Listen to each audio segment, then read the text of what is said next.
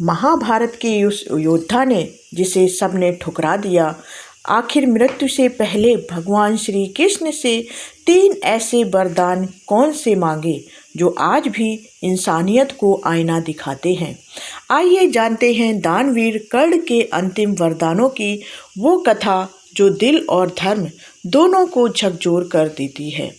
इस वीडियो में आज जानेंगे कि श्री कृष्ण और कर्ण का अंतिम संवाद क्या था। ब्राह्मण वेश में श्री कृष्ण की परीक्षा, कर्ण द्वारा मांगे गए 3 वरदान, जाति भेदभाव, पुनर्जन्म और अंतिम संस्कार से जुड़ा रहस्य, और क्यों कर्णप्रयाग आज भी पवित्र माना जाता है। ये सारी जानकारी आज मिलेगी इस वीडियो में। यह कथा सिर्फ इतिहास नहीं बल्कि आज के समाज के लिए एक गहरी सीख है।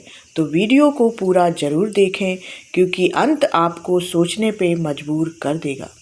यह कथा सिर्फ युद्ध की नहीं है, यह दान, धर्म, पीड़ा और करुणा की ऐसी कहानी है जिसे पढ़कर मन ठहर सा जाता है। कर्ण का जीवन जितना तेजस्वी था उतना ही त्रासद भी, और उनके अंतिम क्षणों में श्री कृष्ण द्वारा दिए गए वरदान महाभारत की सबसे भावुक और गूढ़ घटनाओं में गिने जाते हैं।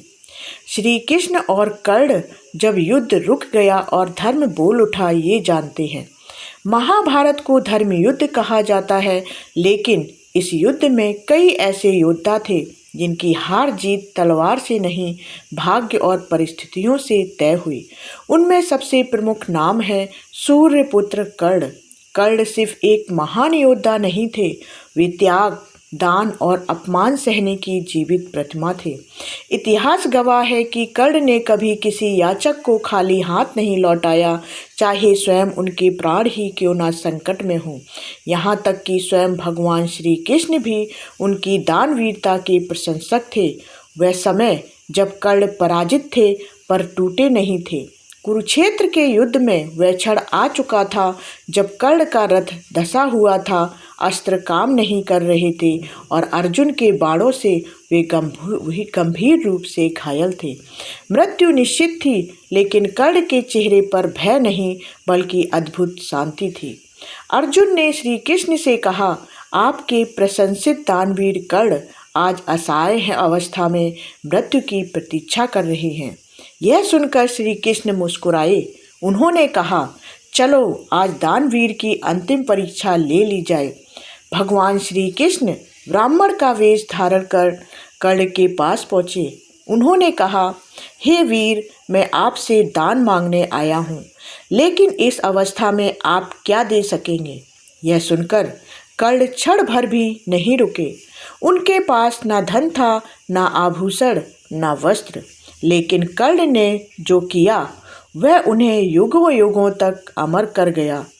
उन्होंने पास पड़े पत्थर से अपना सोने का दांत तोड़ा और ब्राह्मण के चरणों में अर्पित कर दिया। यह दृश्य देखकर श्री कृष्ण का हृदय द्रवित हो उठा।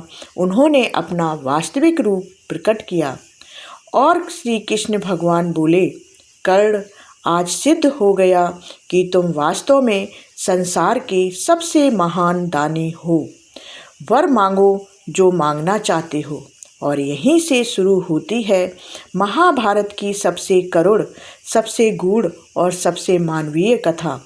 कर्ण द्वारा मांगे गए 3 वरदान जो उनकी महानता को परिभाषित करते हैं। तो चलिए जानते हैं पहला वरदान, जाति और जन्म के भेदभाव को अंत करने वाला। कर्ण ने पहला वरदान अपने लिए नहीं, समाज के लिए मांगा। उन्होंने कहा, हे केशव, जैसे मेरे जन्म और जाति के कारण मुझे अपमान सहना पड़ा, वैसा अन्य किसी के साथ ना हो। जाति और धर्म के नाम पर होने वाला भेदभाव समाप्त हो जाए। यह वही कर्ण थे जिन्हें सूत पुत्र कहकर अपमानित किया गया, जिन्हें द्रोणाचार्य ने शिष्य बनाने से मना कर दिया, जिन्हें हर सभा में नीचा दिखाया गया, जबकि सत्य यह था कि वे कुंती और सूर्यदेव के पुत्र थे। कर्ण का यह वरदान आज भी उतना ही प्रासंगिक था जितना तब हुआ करता था। अब दूसरे वरदान को जानते हैं, जो अगला जन्म भी उसी धरती पर हो ऐसा मांगा था। कर्ण ने दूसरे वरदान में कहा, हे माधव, जब भी आप अगला जन्म लें उसी राज्य में लें जिससे मेरा नाता रहा हो। यह वरदान भक्ति, अपनापन और गहरे आत्मिक संबंध का प्रतीक है। कर्ण जानते थे कि वे युद्ध हार चुके हैं, उनका जीवन समाप्त हो रहा है, फिर भी उनके मन में कृष्ण के प्रति कोई शिकायत नहीं थी। यह बात बताता है कि कर्ण की हार शारीरिक थी, आत्मिक नहीं थी। तीसरा वरदान, जो कि निष्पाप भूमि पर अंतिम संस्कार का था। कर्ण ने अंतिम वरदान में कहा, मेरा अंतिम संस्कार ऐसी भूमि पर हो जहाँ कभी पाप या अधर्म ना हुआ हो, और मेरी अस्थियाँ ऐसी जगह प्रवाहित हों जहाँ पहले किसी की अस्थियाँ ना प्रवाहित की गई हों। लेकिन समस्या यह थी, महाभारत के युद्ध के बाद ऐसी कोई भूमि बची ही नहीं थी जहाँ रक्त ना बहा हो। धर्म की इस कठिन घड़ी में श्री कृष्ण ने ऐसा समाधान दिया जो केवल भगवान ही दे सकते थे। मान्यता है कि कर्ण का अंतिम संस्कार स्वयं श्री कृष्ण ने अपने हाथों पर किया, क्योंकि श्री कृष्ण के हाथ पूर्णतः निष्पाप थे और उनकी अस्थियां प्रयागराज में प्रवाहित की गईं। इसी कारण आज कर्णप्रयाग को अत्यंत पवित्र माना जाता है। इतिहास भले कहे कि कर्ण युद्ध हार गए, वे पांडवों के विरुद्ध थे, लेकिन धर्म कहता है कर्ण कभी नहीं हारे। उन्होंने अपमान में भी दान नहीं छोड़ा, मृत्यु के सामने भी करुणा नहीं छोड़ी, और अपने अंतिम क्षणों में भी समाज और भविष्य की चिंता की। क्योंकि आज भी कर्ण की कथा हमें भीतर तक झकझोर देती है, क्योंकि कर्ण हमारी तरह परिस्थितियों से जूझते हैं, हमारी तरह अपमान सहते हैं, हमारी तरह सही होते हुए भी गलत पक्ष में खड़े हो जाते हैं, और फिर भी मानवता नहीं छोड़ते। महाभारत का युद्ध 18 दिन में समाप्त हो गया, लेकिन कर्ण की कहानी आज भी जीवित है, क्योंकि जो मनुष्य अपने दुख में भी दूसरों के कल्याण की सोचता है, वही सच्चा विजेता होता है।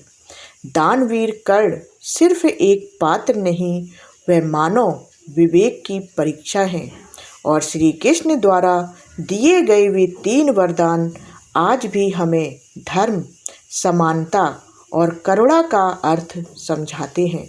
अगर आपको भी लगता है कि कर्ण केवल पराजित योद्धा नहीं, बल्कि धर्म का मौन प्रहरी थे, तो इस वीडियो को लाइक ज़रूर करें और शेयर करें अपने दोस्तों और परिवार के साथ, और चैनल को सब्सक्राइब कर लें और कमेंट में ज़रूर लिखें जय श्री कृष्ण। धन्यवाद।